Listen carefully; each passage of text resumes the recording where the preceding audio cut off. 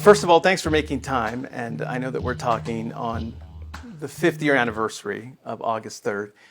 So I remember talking to you, obviously, when all of that was happening. I spoke to you a year after the event. What does this anniversary mean to you? It came at a time in your life, you actually suspended your presidential campaign on August 3rd. What does this 5-year mark mean to you? I think it's a wonderful opportunity for us to think about both the resiliency and the strength of our community, and also the incredibly unfair burden that we have placed on the families of survivors who lost, their fathers, their grandmothers, their sisters, their brothers, their children, and who will live with that pain and that suffering every single day of their lives.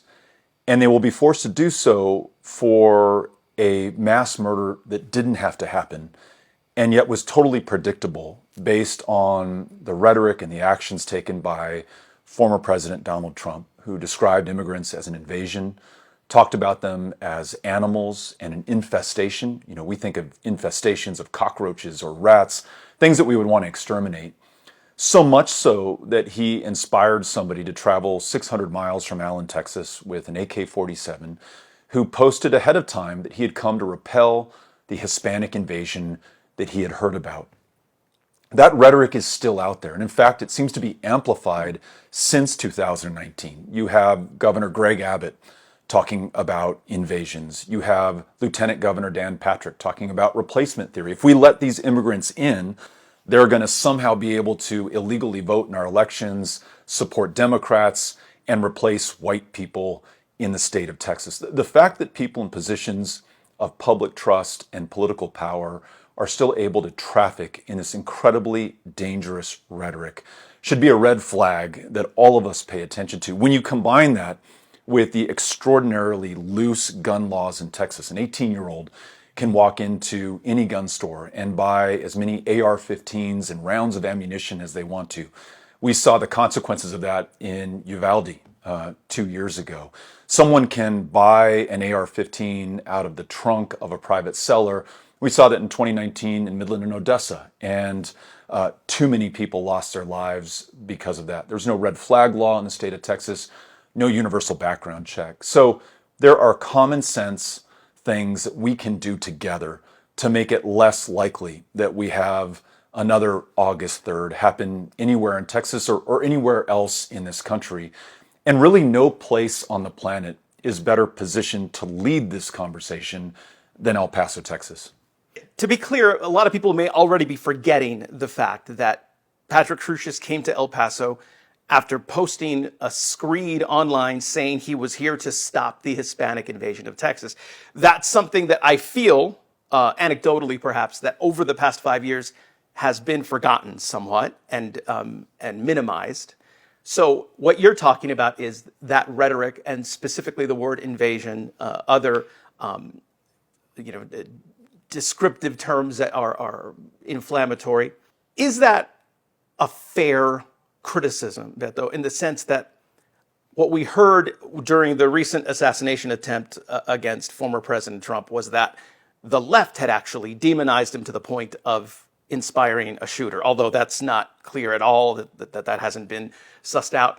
But is it fair to say that if people are using the word invasion, as the governor has used, as former President Trump has used, that it's, you're responsible for the acts of an unbalanced person? Absolutely. There's a phrase, a term of art called stochastic terrorism, where the stochastic terrorist, in this case, President Trump, doesn't say, go out to the Walmart in El Paso on the Saturday before school starts in August of 2019 and murder 23 people. But what he does say is that we have an invasion, we have an infestation, we have animals who are coming in here. He shows us by putting kids in cages and separating children from their mothers when they've completed this 2,000-mile journey at our front door right here in Texas, that we are supposed to treat these people as somehow less than human. So yes, Donald Trump absolutely created the conditions that made this almost inevitable. He was aided and abetted by other people in positions of extraordinary power. Greg Abbott on the eve of the Walmart shooting in 2019, sent out a mailer to our fellow Texans that said, because of this invasion, it's time to take matters into our own hands. And Texans, we must defend ourselves. This military rhetoric that is matching people who are fleeing absolute brutality and deprivation, taking their lives and the lives of their children in their own hand to make this journey to this country because they literally have no other choice. It is absolutely beneath us. It is inhumane, it is cruel, and it has produced the political violence that we have seen in El Paso, that we saw in Buffalo not too long after that, following this great replacement theory. So this call to political violence that we see especially on the right wing, where Donald Trump promises that if he loses, there will be a bloodbath, where he has shown us on January 6, 2021, that he's perfectly willing to incite violence to stop the peaceful transfer of a democratically, legally, fairly decided election. The consequences of that going unchecked are the scenes of violence that we're seeing across the country, and potentially much greater violence going forward. So it is incumbent upon all of us as voters to make informed decisions about those who will represent us in these positions. If you don't like this political violence, if you don't like the division, if you don't like this hateful, polarizing rhetoric, then please choose people who reflect our values and our interests, who talk about a country where all are treated with the dignity and respect that they deserve as human beings. And for my money, I see that in our Congresswoman, Veronica Escobar. I see that in our Vice President, Kamala Harris. I see those qualities in other Democrats who are running to reunite this badly divided country at this incredibly decisive moment in our history. That mailer that you mentioned from the governor's office in 2019, there was an apology that was issued shortly thereafter, and there seemed to be an effort to cool the rhetoric in the immediate aftermath of the shooting. There was even, I believe, I remember that when Trump came to El Paso, he even was talking about gun reform. That, of course, went nowhere. But that certainly seems to have gone out the window. Is that safe to say, even at the state level? Absolutely. And it's not just the hateful, violent rhetoric of the governor, it's his actions. Under Operation Lone Star, we've seen migrants and migrant families bear the brunt of really unimaginable cruelty. And I'll give you an example. In the El Paso Border Patrol sector, which, as you know, covers all of West Texas and all of southern New Mexico, 5 years ago, 6 migrants in total for the entire year lost their lives while trying to enter the United States. Last year, more than 120 migrants lost their lives. And these are women, these are children, these are folks who have drowned in the Rio Grande River, who've died of exposure and dehydration in the southern Doña Ana County desert. These are folks who have paid the full price for a governor who sees refugees and asylum seekers as a mortal threat to this country, who for political advantage is willing to play games with people's lives. And if there's a place in this country that can respond to that effectively, I think it is El Paso, which is one of, if not the safest cities in America, one of the strongest, most successful places anywhere on earth, not in spite of the fact that we're a city of immigrants, but because we are a city of immigrants and because we treat one another with this fundamental kindness that I think distinguishes El Paso from almost any other place that I've been to. It makes me so goddamn proud to be an El Pasoan, and I want that message and our story to be conveyed to the entire country. Because if we fail to tell our own story here in El Paso, Donald Trump will tell our story for us. Greg Abbott will tell our story for us. They will describe El Paso, as they have in the past, as a dangerous, violent place where there are threats that must be contained by military force.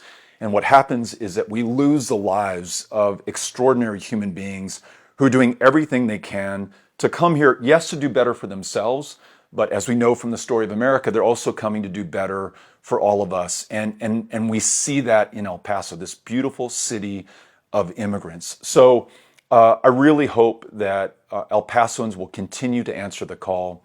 will continue to make one another proud by standing up for the very best of us as Americans and standing up against this hatred and cruelty that we see from the former president and our current governor. Well, you alluded to the election, you alluded to November and the former president, who is the Republican nominee. Once again, we find ourselves as we head into 2024. And if this conversation had taken place a month ago, it would have seemed like a foregone conclusion that Donald Trump was headed to re-election, according to the polls. That has certainly all changed in the past few weeks.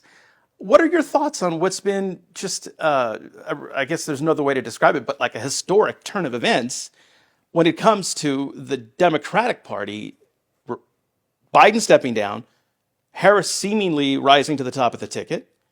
How do you feel about all this? It's the best time in a long time to be a Democrat in America.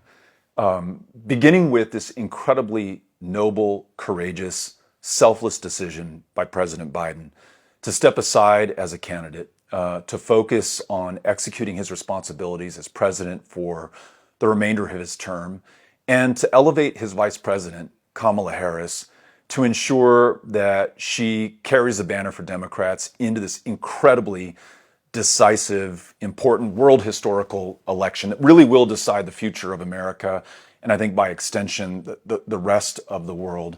And then to see almost every single Democrat, to a person, get behind Kamala Harris and support her candidacy. And we see record-breaking fundraising numbers, record-breaking attendance numbers.